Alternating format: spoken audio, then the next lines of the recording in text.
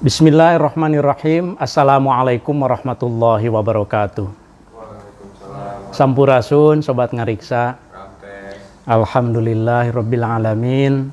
Wa bihi nasta'inu ala umuri dunya waddin wa ala alihi wa ashabi ajma'in. Asyhadu an la ilaha illallah al-malikul haqqul mubin wa asyhadu anna Muhammadan abduhu wa rasuluh shadiqul wa'dil amin. Sobat Ngariksa, alhamdulillah malam ini Jumat tanggal 9 April 2021. Alhamdulillah ngaji manuskrip kuno Nusantara atau Ngariksa sudah masuk pada episode yang ke-42. Hampir 2 tahun ya.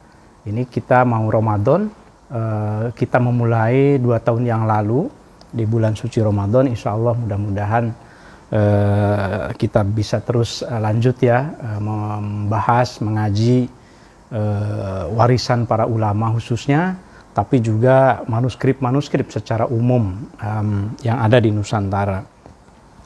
Sobat Ngariksa, pada malam ini sebelum saya mulai melanjutkan mengaji manuskrip Tanbihul Masyi, saya dengan segala kerendahan hati ingin mengajak Sobat Ngariksa untuk ikut mendoakan. Kebetulan kemarin hari Kamis sore kakanda kami, kakak dari istri saya, Kanda Husni Al-Huda, meninggal dunia, wafat kembali kepada Allah Subhanahu wa Ta'ala. Mudah-mudahan almarhum abang kami, Bang Husni, mendapatkan surganya, mendapatkan ampunannya, dan segala kebaikannya, iman Islamnya diterima oleh Allah Subhanahu wa Ta'ala. Kami dengan sangat mohon kerendahan hati, sebetulnya sekarang juga sedang ada tahlilan, nah tetapi saya mencoba untuk tetap berbagi waktu dengan Sobat Ngariksa. Apalagi sekarang doanya jadi bisa dilakukan secara bersama-sama. Ala hadiniyah wa kuliniyatin sholihah wa ila hadratin Nabi Muhammad sallallahu alaihi wasallam wa khususan ila ruh Bang Husni ayyagfira dzunubah. Syaulillahi al-Fatihah. A'udzu billahi minasyaitonir rajim. Bismillahirrahmanirrahim. Alhamdulillahi rabbil alamin arrahmanir rahim maliki yaumiddin. Iyyaka na'budu wa iyyaka nasta'in ihdinas siratal mustaqim siratal ladzina an'amta 'alaihim ghairil maghdubi 'alaihim waladdallin. Sobat Ngariksa, tentu kalau kita ingat juga menjelang bulan suci Ramadan ini, itu artinya kita mau memasuki tahun kedua masa pandemi. Ya, sebagian saudara-saudara kita masih sakit dengan berbagai penyebabnya tentu saja, dan mari kita doakan bersama-sama saudara-saudara kita yang masih sakit supaya segera mendapatkan kesembuhan dari Allah Subhanahu wa Ta'ala. Dan secara khusus saya ingin mohon juga mohon doanya untuk adik saya, untuk Ustadz Ohan Jauharudin di pesantren kaligrafi ya.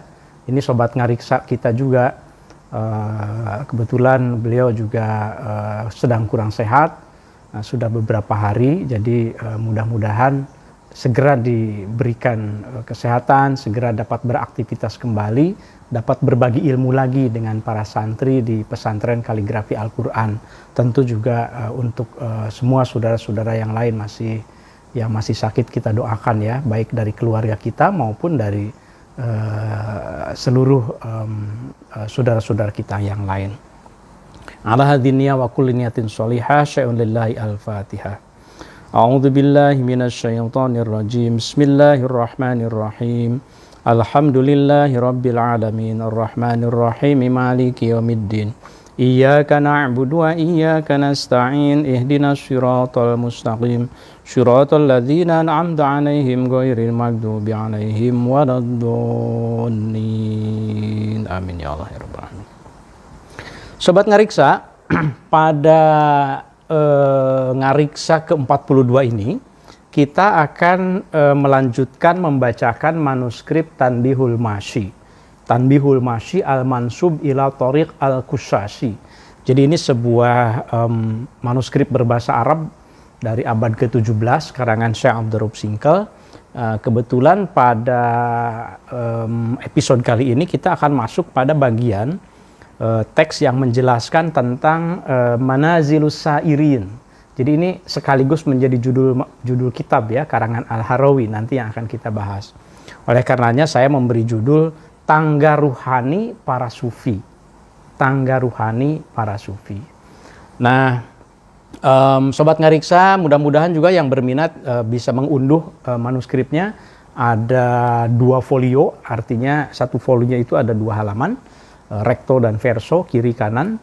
Itu bisa bersama-sama membacanya. Seperti yang saya sampaikan di iklannya di Facebook, di Instagram juga,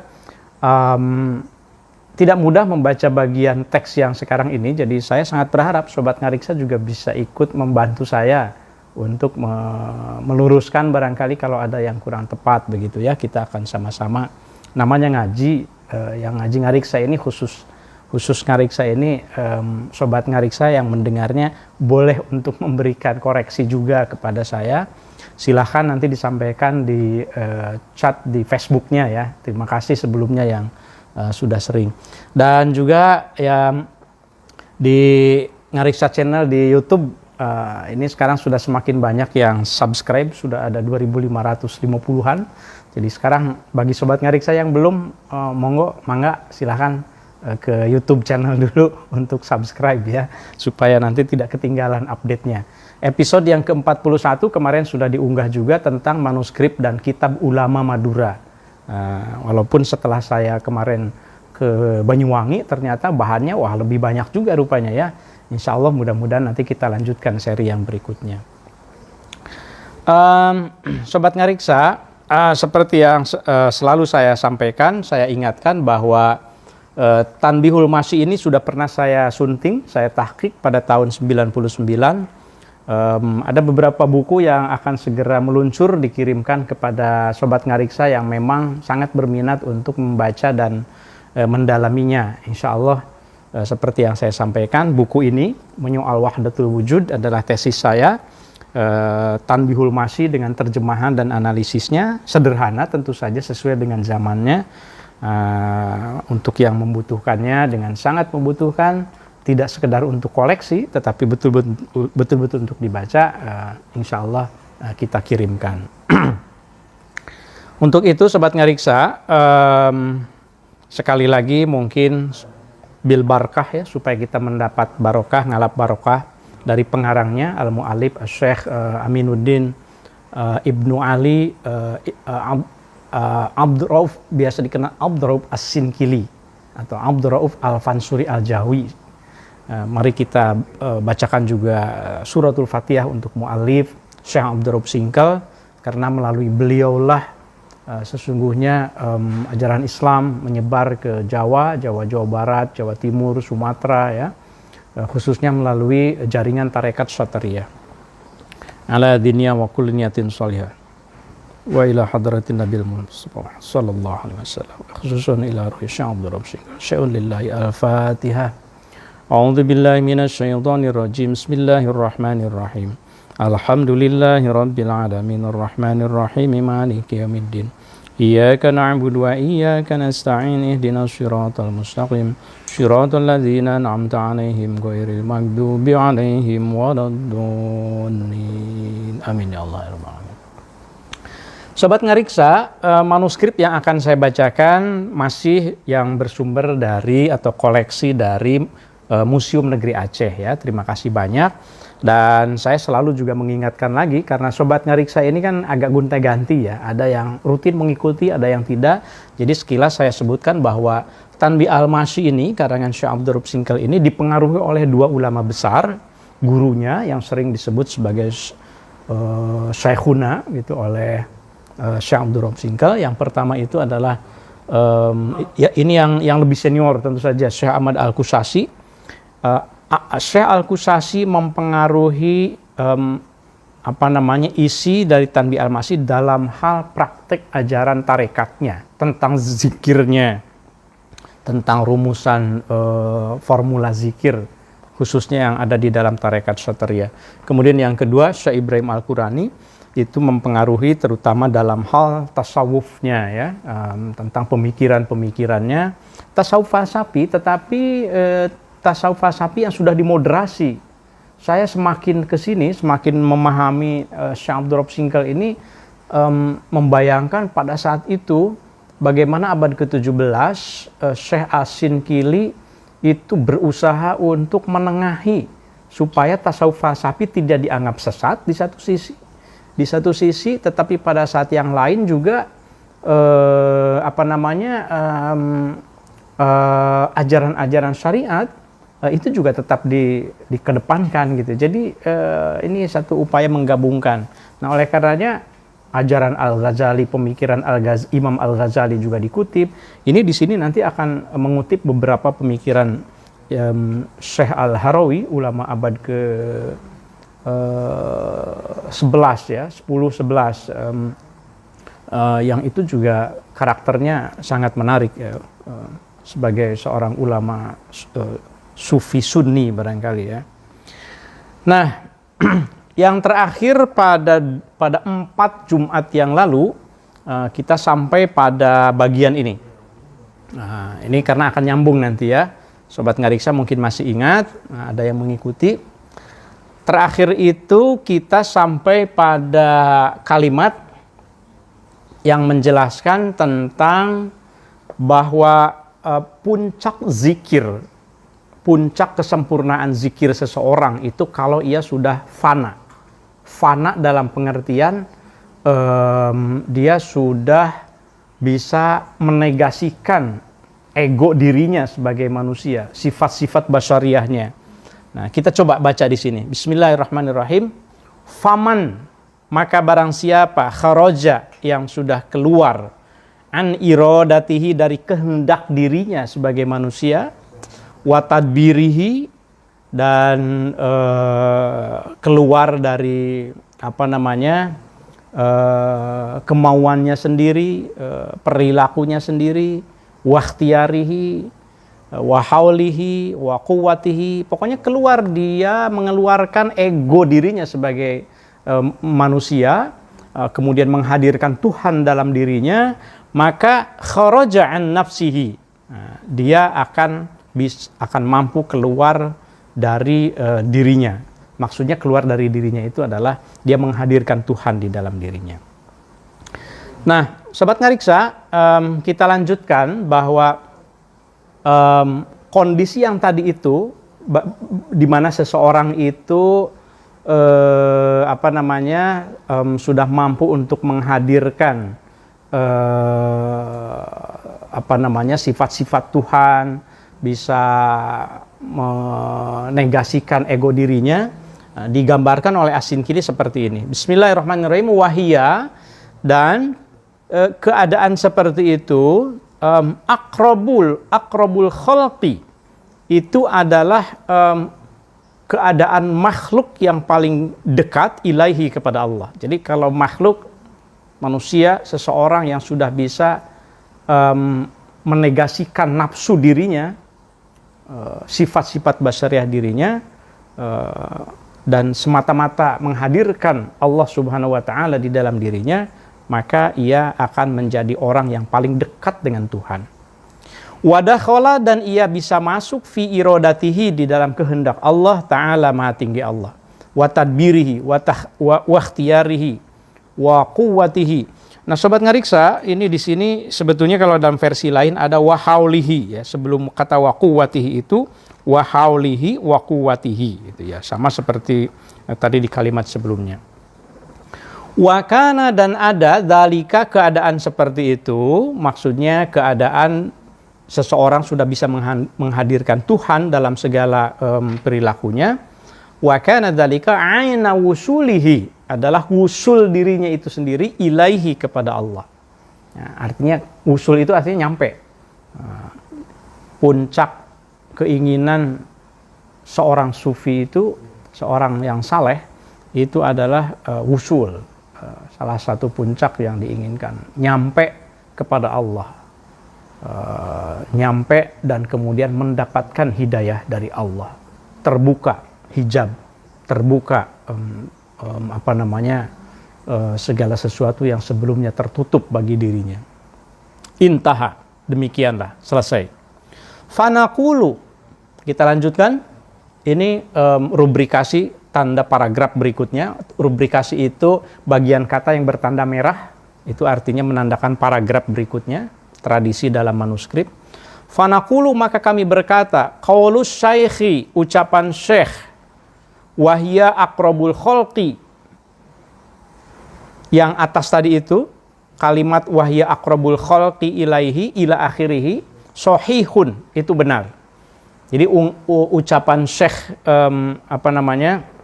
yang di atas itu dinyatakan oleh Syekh Asy-Syinkili sahihun, benar, la roiba, tidak ada keraguan fihi di dalamnya. Yunasibu, berkesesuaian, qaulus syekh itu bahwa seseorang yang sudah dekat dengan Tuhan itu sudah mencapai kesempurnaan dalam hal kedekatan dengan Tuhan, itu yunasibu, berkesesuaian, ru'yan, dengan sebuah mimpi, ro'aha, yang melihat kepada mimpi itu siapa? Ba'du ahlillahi, sebagian dari kekasih Allah, sebagian dari para sufi, ya. Ahlullah itu para sufi, para orang soleh.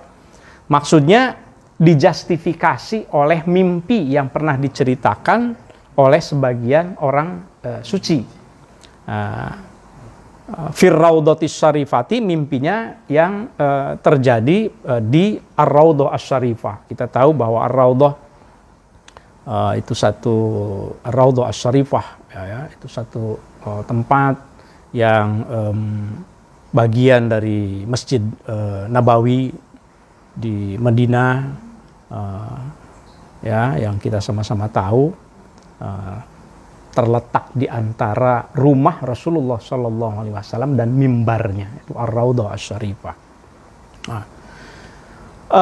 Berkesesuaian dengan mimpi yang diceritakan oleh sebagian orang suci, para sufi, Ar-Raudhah Asy-Syarifah, anna syaikhona, ya, ini mimpinya itu bahwa guru kami, al-arif billah, al-kamil, al-mukammil, gelar sebutan tentang kesempurnaan guru yang disebutkan oleh Syekh Asy-Syinkili, yaitu Sofiyuddin Ahmad bin Ahmad al-Madani al-Ansari Asy-Syahir bil Kusasi, bahwa guru kami yaitu Syekh Al-Kusasi sa'ala, bertanya, an-nabiyya, kepada Nabi SAW, tentu dalam mimpi, karena kan Syekh Ahmad Al-Kusasi kan wafat pada tahun 1660, ya. Jadi bukan berarti sahabat Nabi bertanya kepada Nabi, kan. Ini bertemu di dalam mimpi, diceritakan bertanya kepada Nabi. Syekh Ahmad Al-Kusasi bertanya kepada Nabi, ya Rasulullah. Faqala, Syekh Al-Kusasi bertanya, ya Rasulullah, wahai Rasulullah, man aqrabun nasi ilallahi ta'ala. Man, siapa? Aqrabun nasi, manusia yang paling dekat ilallahi ta'ala. Ya Rasulullah, enak sekali ya kalau kita mimpi bertemu dengan Rasul. Mimpi dengan Rasulullah itu diyakini sebagai benar-benar bertemu dengan Rasulullah. Oleh karenanya tidak sembarang orang bermimpi ketemu dengan Rasulullah SAW. Syekh Al-Kusasi bertanya, siapa ya Rasulullah orang yang paling dekat kepada Allah?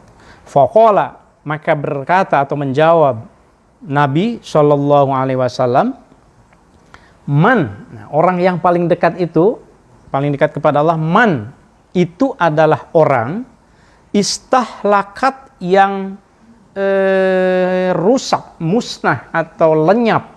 Apa? Dzatuhu, dzatnya, ya, melebur dzatnya, fi dzatihi, dalam zat Allah. Wasifatuhu, ini wawunya wawu atof ke dzatuhu, jadi istahlakat sifatuhu, jadi sebagai fa'il dari istahlakat, ya. Wasifatuhu, dan lenyap juga, melebur juga sifat dirinya itu fi sifatihi, dalam sifat Allah.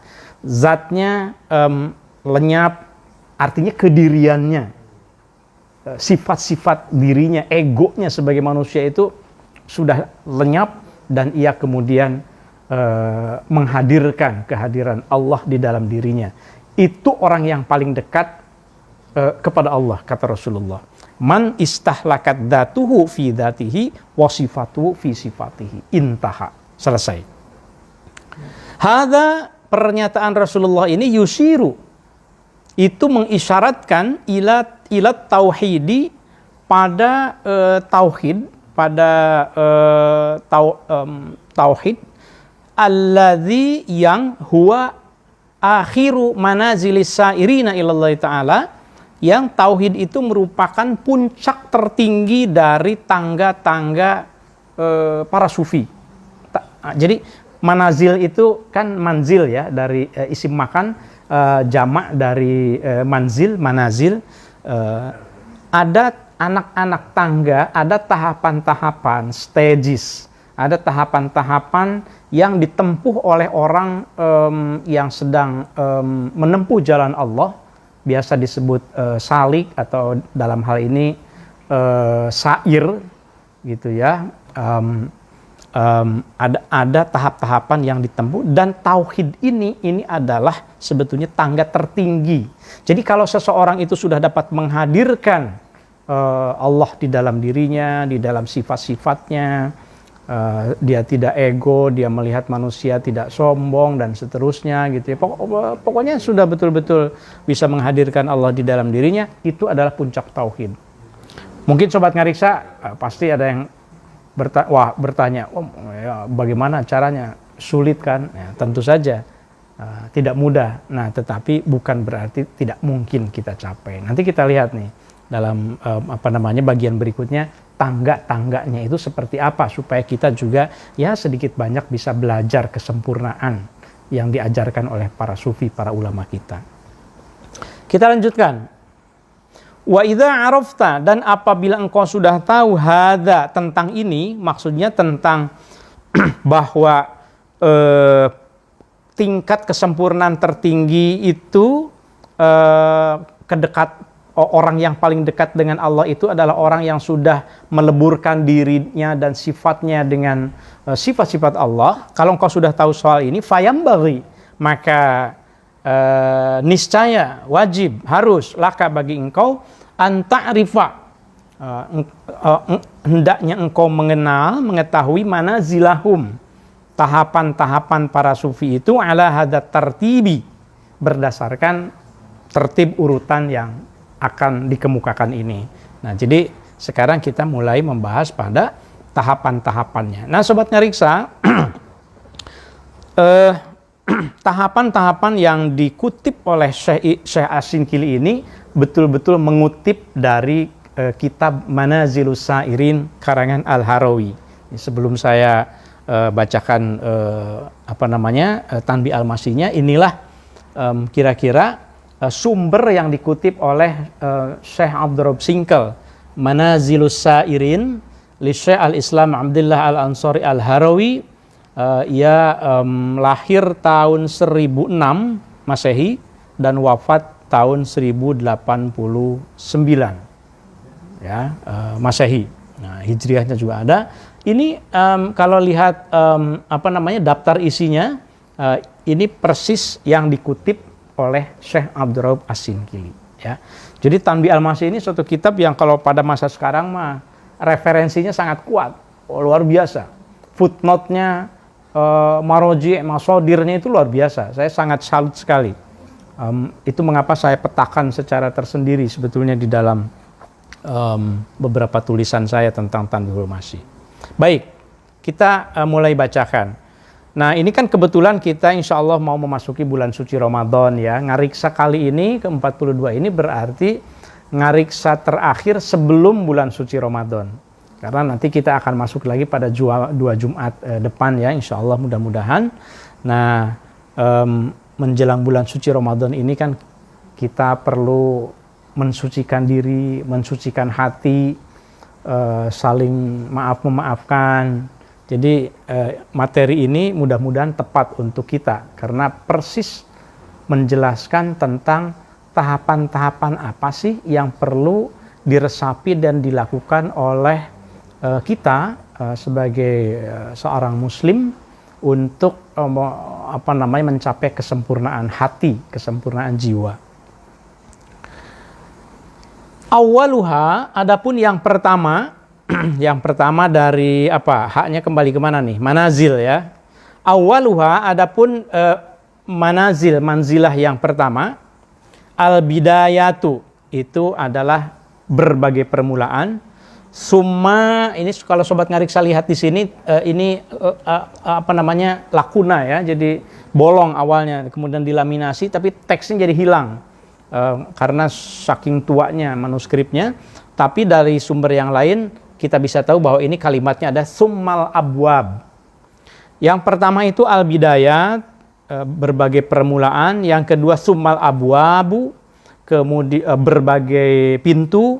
Summal muamalatu, berbagai perilaku muamalat, interaksi dengan orang, interaksi dengan sesama. Summal akhlaku, kemudian tentang akhlak. Summal usulu, kemudian tentang pokok-pokok. Kemudian summal audiyatu, tentang al-audiyah itu tentang rasa. Kemudian summal ahwal, tentang perilaku, tentang hal, keadaan. Summal wilayatu, kemudian tentang kewalian. Summal haqa'iq, tentang hakikat. Summal nihayat. Ini ada 10 sobat ngariksa. Jadi manazil yang disampaikan oleh Imam Al-Harawi yang dikutip oleh Syekh Abdul Rabb Singkal itu jumlahnya ada 10. Fahadhihi asyratu manazila. Fahadhihi maka Fahadha maka ini itu maksudnya keseluruhan yang al-madhkur. Asyratu manazila adalah 10 tahapan, 10 tingkatan, 10 anak tangga yang perlu dijalani oleh orang yang ingin mencapai kesucian diri. Asyratu manazila. Ini bagi santri, jangan lupa, saya suka mengingatkan juga. Saya mah senang kalau seandainya ketemu sesuatu kemudian bisa diulas nahunya, itu menarik juga karena biasanya santri itu lebih cepat menangkap ya. Asyratu manazila. Asyrah itu mudhaf, manazil itu mudhaf ilaih. Biasanya kalau mudhaf ilaih itu kan majrur kan. Nah, tapi kenapa tidak dibaca asyratu manazilin? Kok dibaca asyratu manazila? Karena manazil ini adalah isim ghair munsharif, sighat muntahal jumu ya, manazil. Kalau isim ghair munsharif itu alamatu jarrihi dalam hal ini fathatun. Ciri jarnya itu justru dengan dibaca fathah. Kalau yang hafal alfiyahnya mungkin wajurra bil fathati ma la yansharif malam yudhof aw yaku ba'da al-radif. Kecuali kalau sudah dikasih alif lam, misalnya manazilnya dikasih alif lam, asrotul manazili, jangan manazila lagi, asrotul manazili. Selama tidak ada alif lamnya, malam yudhof aw yaku ba'da al-radif ya. Selama tidak ada alif lam atau tidak dijadikan mudhof, maka dia ciri jarnya itu fathah. Dijadikan mudhof itu kalau begini, setelah kata manazilnya ada kalimat lain, misalnya asrotu manazil asairin misalnya. Nah, itu manazil itu jadi mudhof. Nah, kalau sudah jadi mudhof, maka asrotu manazilis sairin. Nah, ini mah bekal buat santri, filoloh yang santri, karena kan harus paham nahunya. Fahadha maka ini adalah asyratu manazila, 10 manzil, 10 tahapan. Summa fi kulli manzilin, kemudian pada setiap tahapan itu min hadhil asyrah, dari yang 10 tadi itu asyratu manazila. Ada 10 tahapan lagi. Jadi dari masing-masing satunya itu bercabang lagi menjadi 10 gitu. 10 kali 10 berapa? 100. Jadi ada 100 berarti. Ala hadza tartib al-ati. Fi kulli manzilin asyratu manazila. Fi kulli manzil itu khobar muqaddam, asyratu manazila itu sebagai mubtada muakhar. Baik, jadi kita akan membahas 10 kemudian masing-masingnya ada 10 dan sebetulnya juga dari masing-masing yang yang 100 tadi itu sebetulnya ada 3 juga, masing-masingnya ada 3 bagiannya. Kalau jadi keseluruhannya ada 300 tahapan sebetulnya. Oh, banyak sekali ya. Ya tentu tidak malam ini. Dan juga mungkin nanti ada bagian-bagian yang Sobat Ngariksa bisa pelajari sendiri juga ya. Baik, fa'amma ini kalimatnya nyambung ke halaman berikutnya. Fa'amma bidayatu. Ayo kita mulai dari yang pertama. Fa'ammal bidayatu, maka adapun terkait dengan bab al-bidayat. Al-bidayat itu tadi artinya permulaan-permulaan, dasar-dasar. Yang dasar-dasar dulu nih yang harus diketahui oleh kita menurut Syekh As-Sinkili. Fa'ammal bidayatu fafiha, maka itu di dalam al-bidayat al-yaqzatu, yang pertama itu ada kita harus al-yaqzah. Yaqzah itu terjaga. Keterjagaan dalam kesadaran, terjaga, bangun. Maksudnya bangun seperti apa? Coba kita lihat. Wahia, dan yang dimaksud dengan al-yaqzah tadi itu kama qala, sebagaimana berkata siapa? Syekh Muhammad Al-Ghaus fil Jawahir. Dikutip lagi ini kitab Jawahirul Khamsah karangan Syekh Muhammad Al-Ghaus Al-Hindi. Al-yaqzah itu al-fahmu, adalah memahami anillahi ta'ala, memahami Allah ta'ala, zawajirahu, ini zawajirahu, memahami larangan-larangan Allah. Jadi harus selalu waspada terhadap apa yang dilarang oleh Allah. Ini yang paling kunci, yang paling dasar, yang paling pertama, kata Syekh As-Sinkili mengutip Al-Harawi. Al-yaqzah itu satu keadaan di mana seorang hamba kita itu selalu terjaga, selalu waspada, bersiap-siap untuk tidak terjerumus di dalam hal-hal yang dilarang oleh Allah Subhanahu wa taala. Gitu. Nanti ada kaitannya dengan al-khauf, takut terjerumus. Jadi ini sebetulnya memang para wali itu kan selalu warok ya, selalu hati-hati banget. Jadi selalu waspada. Kalau ada sesuatu yang di depannya, di hadapannya itu kemungkinan akan menjerumuskan, menyeretnya ke dalam perbuatan yang dilarang oleh Allah, seorang wali akan tahu, akan punya firasat dan akan mengingatkan kepada yang lain, khususnya kepada dirinya. Itu yang pertama. Wat taubatu, dan yang kedua at-taubah, taubat. Wahia, dan taubat itu ar-ruju'u, itu adalah kembali ilallahi ta'ala. Taubat diartikan di sini sebagai kembali kepada Allah. Artinya kembali itu artinya sempat belok berarti ya. Sempat belok tidak di jalan Allah. Sempat menyimpang, sempat mungkin meninggalkan perintah Allah. Sempat kita itu terjerumus ke dalam hal yang dilarang oleh Allah, kemudian menyadari, menyesal, maka kemudian bertaubat. Nah, ini taubat. Sebelum bulan puasa, mari kita sama-sama ar-ruju'u ilallahi ta'ala, balik lagi kepada kesucian Allah Subhanahu wa taala. Wal inabah. Nah, Sobat Ngariksa, ini perlu saya sedikit komentari di sini ya. Ada yang terlewat sebetulnya. Ini sudah saya siapkan. Kalau melihat versi yang lain manuskripnya, setelah kata ar-ruju' ilallah itu ada yang kelewat. Wa taubatu wa hiya ar-ruju' ilallah ta'ala. Ini yang sudah saya tahqiq. Taubat itu adalah kembali kepada Allah Ta'ala. Kalau di manuskrip yang tadi kan langsung ke apa tadi? Langsung ke wal inabah. Ya, wal inabah. Belum ada. Ini ada bagian yang kelewat di sini. Jadi saya bacakan dulu dari sini ya. Taubat adalah kembali kepada Allah Ta'ala. Qala, berkata siapa Al-Harawi, Imam Al-Harawi, at-taubatu, adapun taubat itu la tasihhu, itu tidak sah taubat seseorang illa ba'da ma'rifati dambi, kecuali setelah mengetahui, menyadari dosanya apa. Jadi bagaimana mungkin taubat kalau ia sendiri tidak muhasabah, tidak sadar bahwa dirinya itu melakukan sesuatu yang dosa gitu. Ya, jadi nanti mudah-mudahan keburu juga membahas muhasabah itu juga penting untuk mengenal diri. Ada tidak dosa dalam diri kita? Jadi jangan selalu melihat diri kita itu suci. Justru para sufi mengajarkan supaya kita muhasabah, membandingkan ada kebaikan apa dalam diri kita, tapi juga ada kejelekan apa.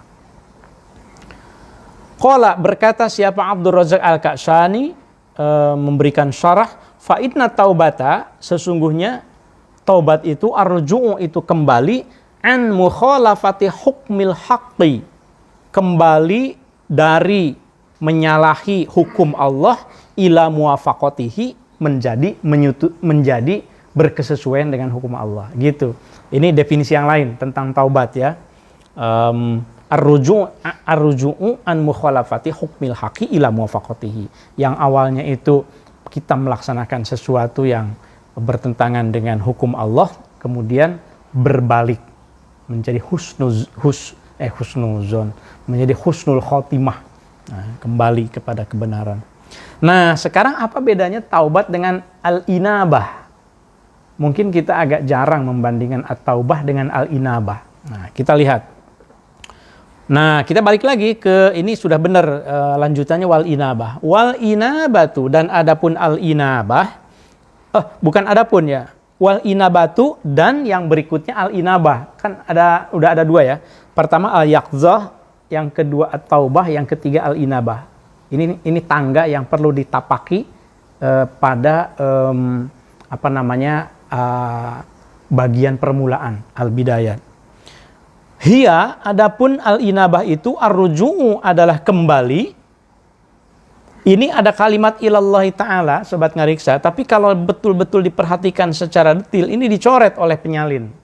Nih, dicoret. Cuma kan waktu itu tidak ada tombol delete, tidak ada tip X. Jadi ya sudahlah, coret aja. Nah, jadi ini tuh langsung ke sini. Ar-ruju'u itu kembali ilal haqqi, kepada al-haq, aslan. Islahan, dengan bermaksud islah. Kama roja'a, sebagaimana ia kembali ilahi kepada Allah, i'tidaron, untuk meminta maaf. Jadi ini sebetulnya pembagian al-inabah yang disampaikan oleh Imam Al-Harawi ya. Oh, ini kelewat ya saya ya. Tuh kan mata saya aja kelewat. Al-inabah dari yang atas tiba-tiba al-inabah ke sini. Nah, itu penyalin manuskrip juga dulu begitu, salah mata. Nah, untung saya menyadari loh, kayaknya penjelasan saya ada yang loncat gitu. Karena saya udah baca beberapa kali jadi saya ingat gitu. Kita ulangi. Wal inabatu, ke sini nih baris yang ketiga. Adapun al-inabah hiya ar-ruju'u adalah kembali ilallahi ta'ala, kepada Allah Ta'ala. Qala, berkata siapa Al-Harawi, al-inabah itu salah satu asya'a, itu ada tiga hal. Al-inabah itu kembali. Saya mungkin supaya nyambung saja deh, saya percepat penjelasannya. Bedanya at-taubah dengan al-inabah. Kalau at-taubat itu dia menyesali bahwa dia sudah melakukan sesuatu yang salah, kemudian dia tidak melakukannya lagi. Selesai sampai di situ. Al-inabah lebih tinggi dari itu. Ia menyesali bahwa ia sudah melakukan perbuatan yang dilarang oleh Allah, kemudian ia segera menambalnya dengan perbuatan yang berkesesuaian dengan perintah Allah. Islah. Jadi mengumpulkan kebaikan-kebaikan dengan segera. Itu al-inabah namanya. Inabah. Jadi tidak cukup taubat saja, apalagi kalau tobatnya tobat apa katanya? Tobat sambal ya. Tobat sambal itu pedas gitu. Tapi nyolek lagi, cocol lagi, itu tobat sambal namanya. Katanya pedas, pedas, minum sampai minum banyak begitu, tapi nyocol lagi gitu. Itu tobat sambal namanya. Nah, tobat nasuha juga betul-betul berhenti, tapi dalam tasawuf itu ada istilah yang lebih tinggi, yaitu al-inabah. Ada tiga tiga macam al-inabah. Pertama, ar-ruju' ilal haqqi islahan. Kembali kepada Allah islahan, untuk membangun kebaikan, untuk islah. Kama roja'a ilaihi i'tidaron, sebagaimana halnya ia kembali kepada Allah untuk mengakui kesalahan-kesalahan, ya. Itu yang pertama. Yang kedua, waruju'u, dan kembali ilaihi kepada Allah wafa'an. Wafa'an itu untuk memenuhi hak, melaksanakan kewajiban dirinya dan memenuhi hak Allah, kira-kira begitu. Ya, artinya dia segera kembali untuk melaksanakan kewajibannya kepada Allah Subhanahu wa taala. Kama roja'a, sebagaimana ia kembali ilahi kepada Allah ahdan. Ahdan itu maksudnya adalah untuk kembali kembali melaksanakan perjanjian yang pernah ia lakukan dengan Allah. Kan Allah itu melakukan perjanjian dengan manusia. Manusia itu melakukan perjanjian, kira-kira gitu ya. Ada perjanjian dengan Allah itu. Kan kita juga sering mendengar penjelasan bahwa sebelum manusia itu diciptakan, Allah bertanya, alastu birabbikum, apakah aku ini Tuhan kalian?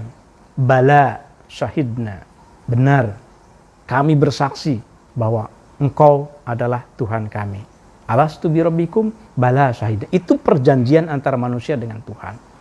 Kalau mengaku sebagai Tuhan, sebagai Tuhan kita, Rabbuna, maka tentu kita tidak boleh menyalahi hukumnya, kan begitu. Ketika menyalahi itu adalah pada saat kita harus segera kembali, ar-ruju' ilallah. Ya, mudah-mudahan semuanya bisa kembalilah kepada Allah, ya. Ada kesalahan baik kecil maupun besar menjelang bulan suci Ramadan ini, ya kita segera al-inabah. Waruju, kemudian yang ketiga, tadi ada tiga, kembali ilaihi kepada Allah halul amal, halan, seketika, kama roja'a ilaihi, sebagaimana ia kembali ilaihi kepada Allah ijabatan, untuk memenuhi undangan, untuk memenuhi panggilan. Maksudnya ini bagian dari al-inabah itu segera halul amal, segera melaksanakan kebaikan-kebaikan untuk menutupi segala keburukan-keburukan. Jadi jangan balik lagi. Itu inabah, ya. Mudah-mudahan jelas tadi penjelasannya. Nah, kemudian yang berikutnya wal muhasabatu. Saya nggak tahu nomor berapa, nggak ada nomornya soalnya. Al-yaqzah, at-taubah, al-inabah. Yang keempatnya adalah al-muhasabah. Wal muhasabatu, dan muhasabah. Muhasabah itu menghitung. Hasaba yuhasibu muhasabatan. Menghitung diri, bukan menghitung hari, ya. Menghitung diri. Kalau menghitung hari mah itu Krisdayanti, ya. Nah, ini menghitung hari. Salah. Menghitung diri. Kita lihat definisinya. Wahia, dan adapun al-muhasabah itu adalah al-muqayasah, dari kata qiyas, ya. Qayasa yuqayisu muqayasatan. Jadi kalau sobat ngariksa yang santri khususnya sudah hafal wazannya, sorof, itu gampang mencari akar kata. Jangan mencari di kamus al-muqayasata dari alif, nggak akan ketemu. Alif, lam, mim, qaf, nggak akan ketemu. Cari dari fa fiilnya apa, ain fiilnya apa, lam fiilnya apa. Wah, itu syaratnya ya harus hafal fa'ala yufa'ilu mufa'alatan. Makanya dulu saya ketika mondok, itu cara belajarnya itu semua kata yang bukan bahasa Arab dimasukkan ke dalam wazan. Coba fa'ala yufa'ilu mufa'alatan. Sekarang diganti kata dasarnya menjadi celana, katanya. Celana kan bukan bahasa Arab, tapi dipaksa dimasukin. Calana yucalinu mucalanatan. Jadi Calin lah tuh calin. Pokoknya ini itu bibirnya itu jadi kagok kan. Bukan bahasa Arab. Tapi kalau sudah terbiasa jadi enak. Kalafa yukalifu mukalafatan. Wahuwa mukalifun wadaka mukalafun. Kalif lah tuh kalif. Wah itu sambil teriak-teriak. Saya nggak tahu santri sekarang cocok nggak kalau diajak begitu ya. Nah, tapi itu setelah puluhan tahun masih terasa manfaatnya. Al-muqayasatu, muhasabah itu adalah membandingkan baina kamalati antara berbagai kesempurnaan wan naqaisi dan kekurangan. Itu yang tadi saya sampaikan. Jadi kita ini menjelang puasa Ramadan juga nih, mari kita muhasabah. Apa sih muhasabah itu? Kan sering kita bilang muhasabah. Muhasabah adalah membandingkan seberapa banyak kebaikan dalam diri kita dan seberapa banyak juga keburukan dalam diri kita. Jangan cuma sombong aja. Saya mah insya Allah orang baik, tidak ada keburukan dalam diri saya, tidak. Yang harus dilakukan adalah muhasabah. Oleh karenanya biasanya sambil berdiam diri begitu ya, merenungkan, mengingat-ingat masa lalu. Kadang-kadang menangis kalau ingat dosa begitu.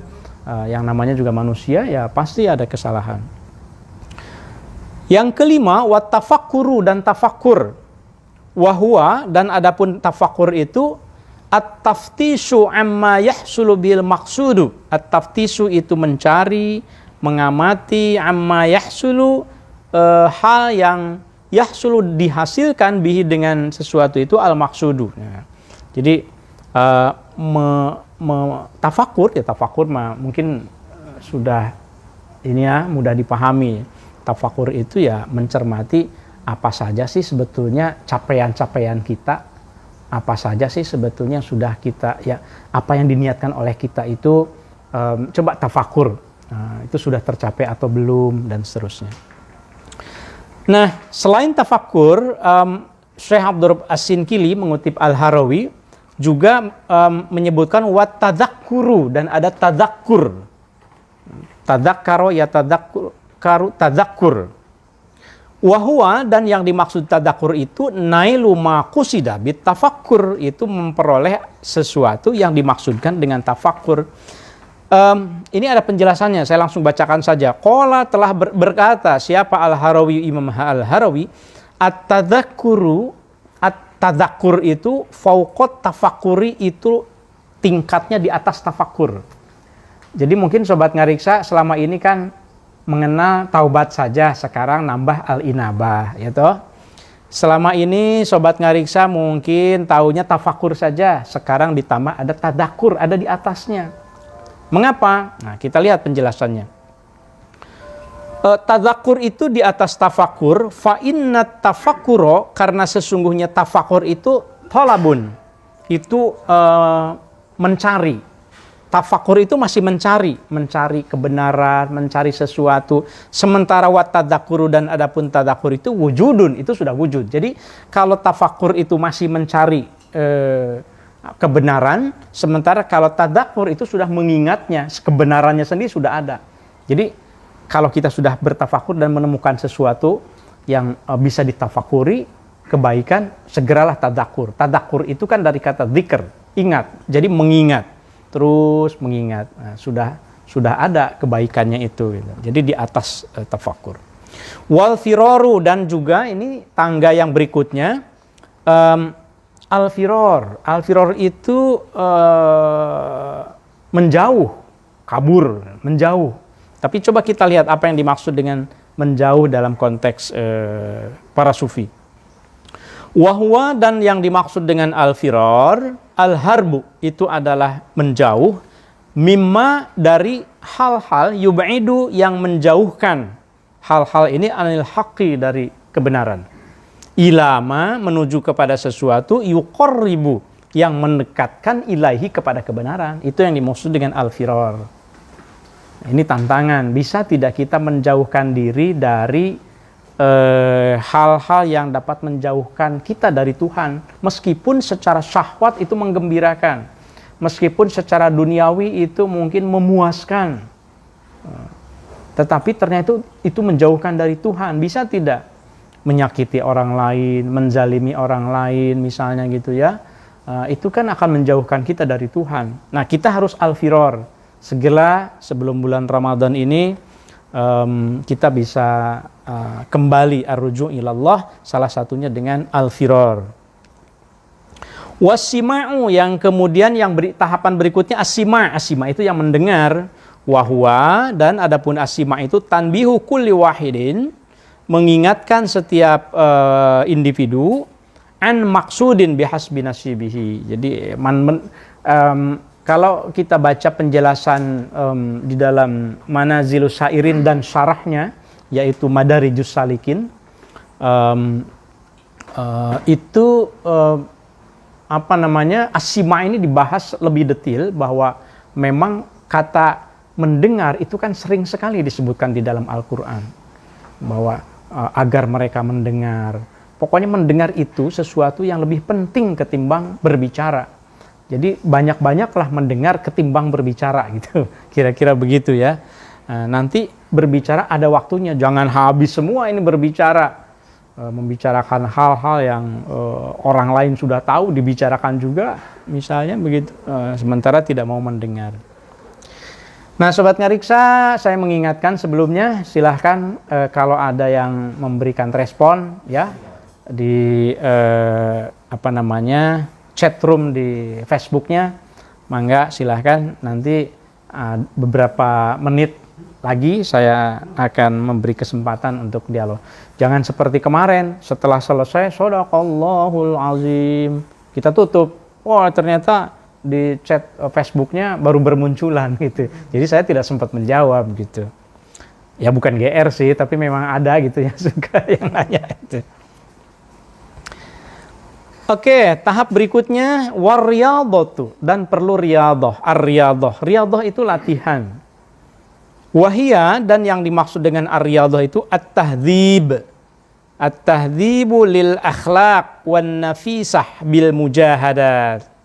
Ya, latihan membersihkan diri, latihan untuk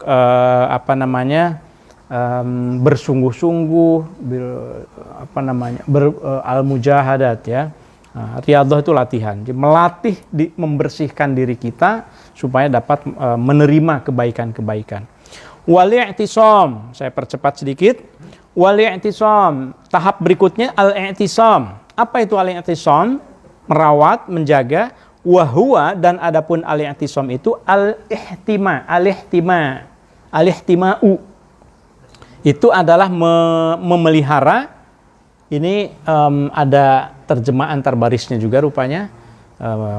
Berarti dulu pernah ditandai oleh yang mengajinya. Memelihara an wusulil makruhati, dari hal-hal yang dimakruhkan. Gitu. Nah, ini 10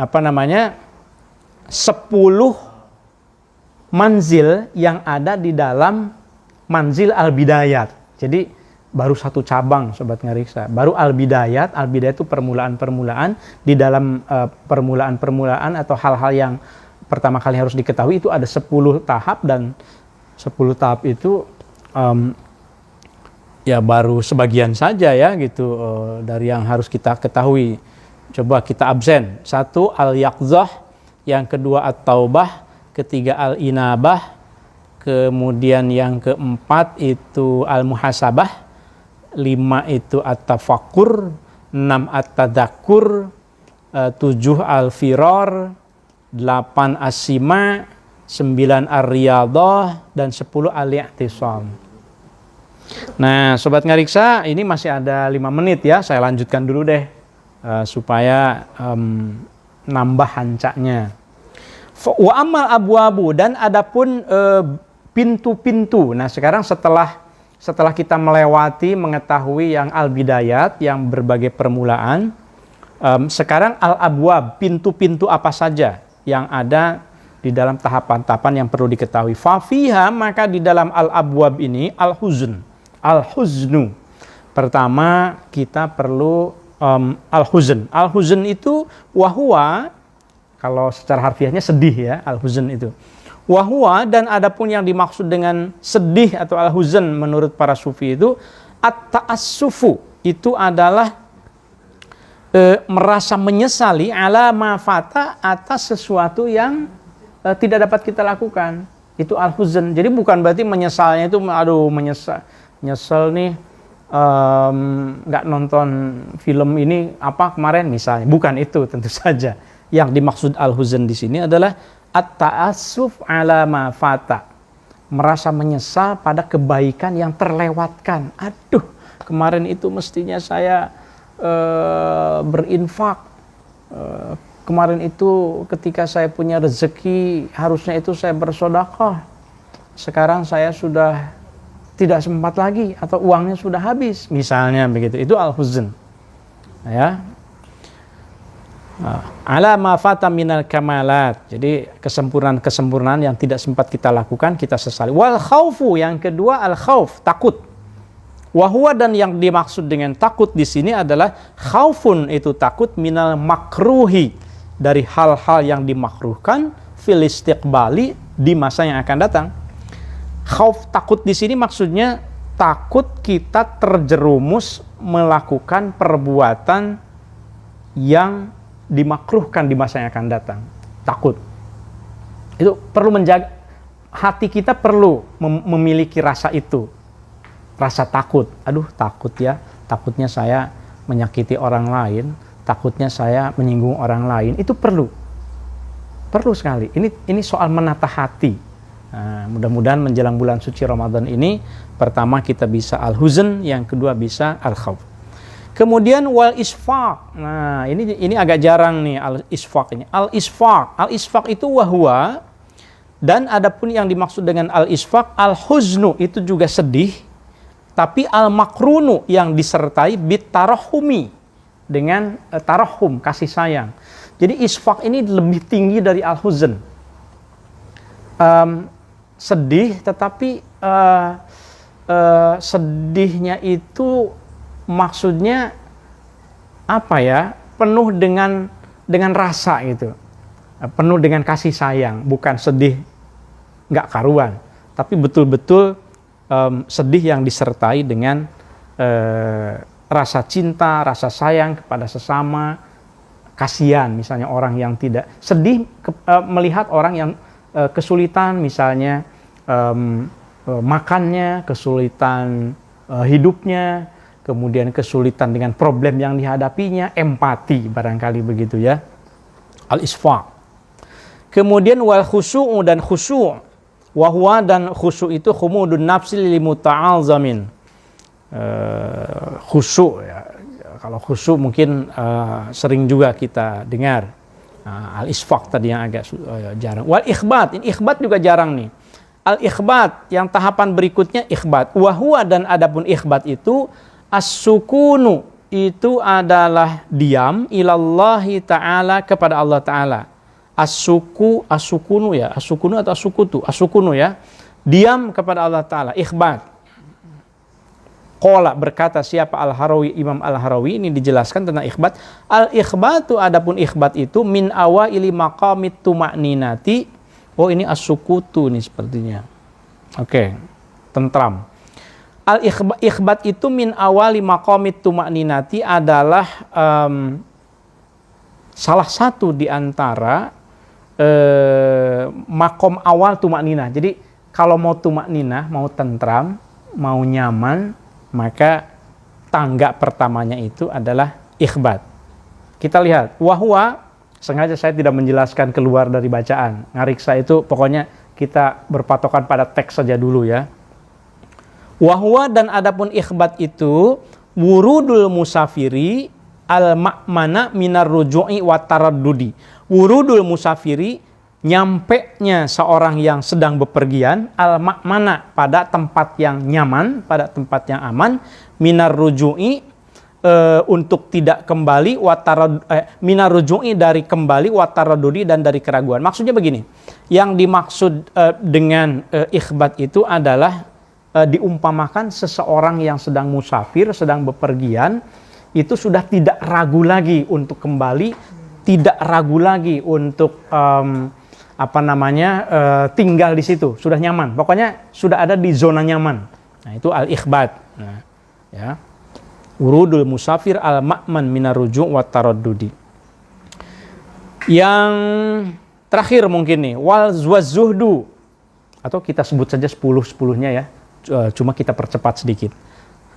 Wazuhdan dan zuhud, wahwa isqatu rughbah anis syai. Zuhud itu menggugurkan kesenangan pada sesuatu. Jadi menjauhkan diri dari kesenangan yang duniawi, menjauhkan diri dari kesenangan yang selama ini lebih dekat dengan nafsu. Bil kulliyati secara keseluruhan. Wal wara'u, tahap berikutnya wara'. Wara' itu hati-hati banget. Wahwa dan adapun wara' itu adalah tawaqin ya. Tawaqin mustaqson ala khadar, puncak hati-hati. Wara itu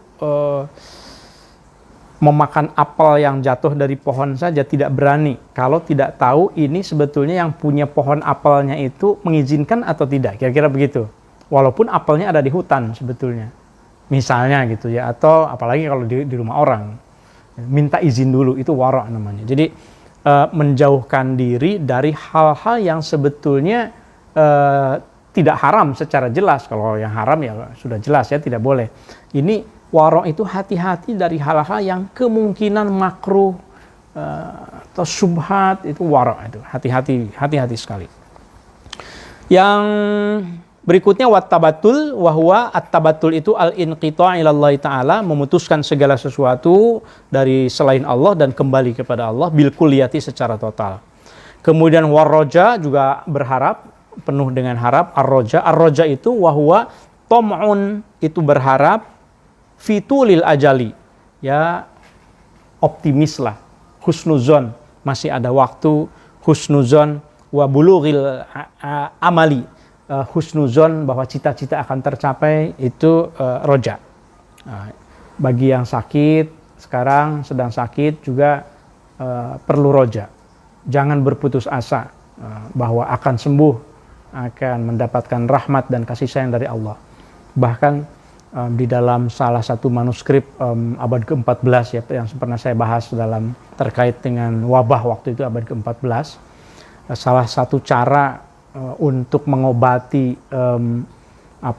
kalau terkena wabah itu adalah dengan membangun rasa bahagia, membangun arroja, harapan. Harapan di dalam diri kita itu banyak membantu menyembuhkan dari dalam, mudah-mudahan. Kemudian yang terakhir warughbah, wahwa dan adapun ar-rughbah itu tahqiqus suluki ilallahi ta'ala, itu menyatakan tahqiqus suluk ilallahi ta'ala, menegaskan perjalanan menuju Allah subhanahu wa ta'ala. Ar-rughbah itu kan senang, jadi selalu menyimpan rasa rindu untuk menempuh jalan Allah subhanahu wa ta'ala. Nah Sobat Ngariksa, bel juga sudah berbunyi pukul 9. Jadi saya selesaikan dulu sampai di sini. Saya persilahkan kepada Sobat Ngariksa, mungkin ada yang mau dibacakan. Mangga, silahkan.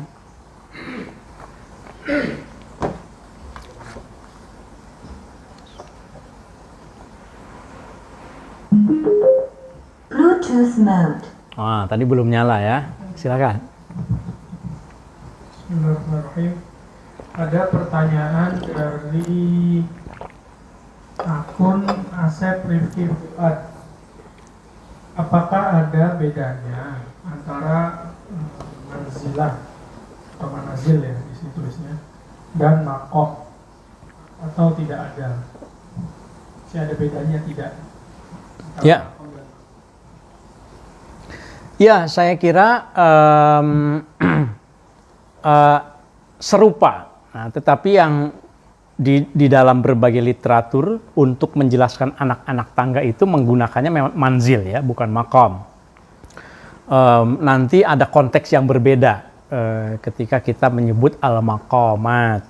Nah, tapi kalau tahapan-tahapan yang dianggap diyakini dan diajarkan sebagai tahapan-tahapan bagi para pencari Tuhan, para murid itu manzil atau manazil. Nah, tetapi Sobat Ngariksa tentu Kang Asep juga pasti juga memahami bahwa ini kan sumber-sumber yang menjelaskan tentang maqamat, tentang manazil itu kan memang banyak ya. Nah, ini kebetulan Syekh Abdul Rabb As-Sinkili mengutip dari Manazilus Sairin, sehingga istilah ini yang dipergunakan. Ada penjelasan yang bisa kita elaborasi untuk menggambarkan perbedaan-perbedaan itu ya. Nanti mudah-mudahan sumber manuskripnya bisa kita bahas. Nah, jadi setiap pertanyaan itu mengilhami saya sebetulnya untuk memikirkan kira-kira manuskrip apa ya yang bisa saya bahas berikutnya.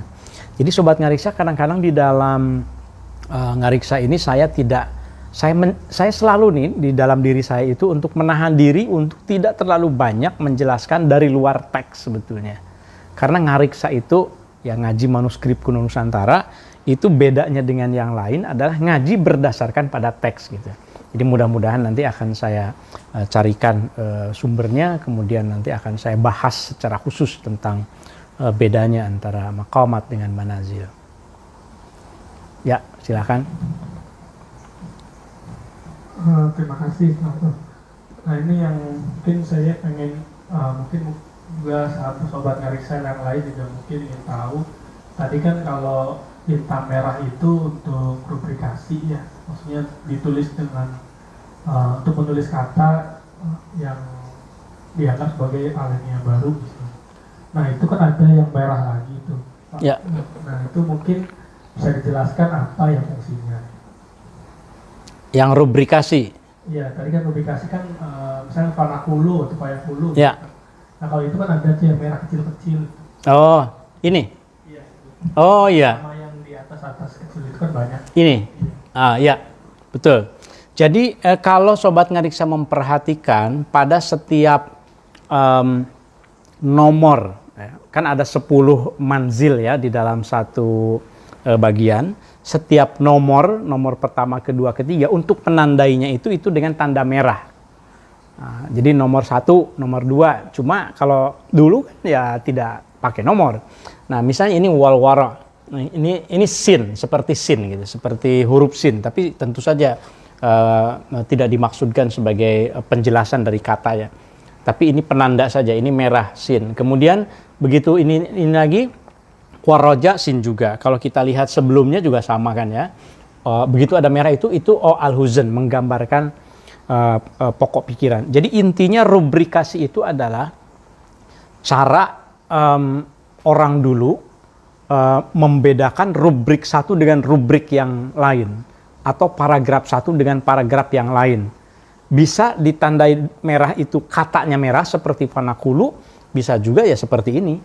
Gitu. Kan gampang jadinya melihatnya mana ya tadi nomor 1, 2, 3 itu tinggal dilihat saja tanda merah akan langsung ketemu. Ini 1, 2, 3 terus bisa lewat 4, kira-kira begitu. Tandanya seperti itu ya. Seperti sin yang ditarik cepat set gitu.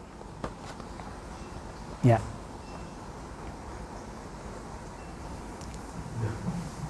Jadi cukup. Ya, baik. Terima kasih banyak Sobat Ngariksa. Alhamdulillah kita sudah menyelesaikan 2 bagian, yaitu al-bidayat dan apa tadi? Al-abwab ya. Jadi masih ada 8 sebetulnya, 8 masing-masingnya 10, jadi cukup banyak.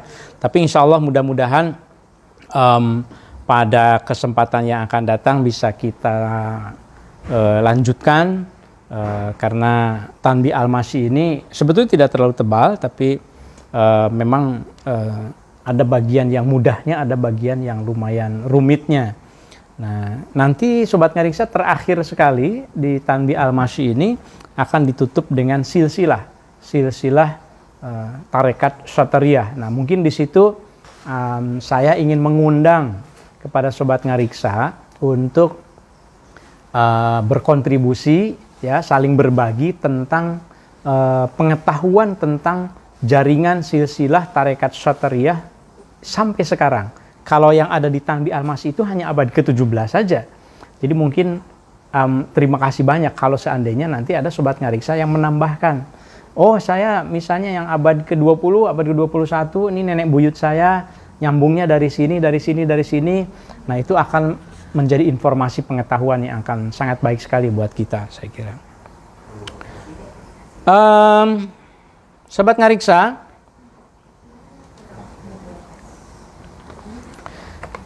kesempurnaan bukan milik manusia. Namun orang-orang suci, para ulama, para sufi, tak pernah lelah berupaya menapaki jalan meski mendaki. Kita pun dapat belajar meneladani, karena kesempurnaan berarti dekat dengan Tuhan. Dengan berbuat baik, mencipta kemaslahatan, zikir, taubat, inabah, tafakkur, tazakkur, tadabbur, dan aneka tangga rohani lain.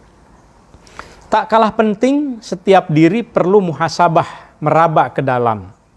Menimbang seberapa banyak dalam diri ada muatan kebaikan dan keburukan. Setiap kita perlu menggapai ketentraman hakiki, karena hidup bukan semata untuk kepuasan duniawi.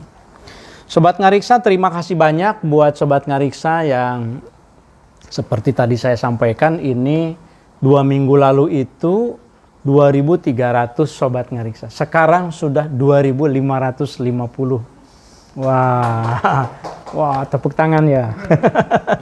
Alhamdulillah ada percepatan penambahan sekian ratus. Mudah-mudahan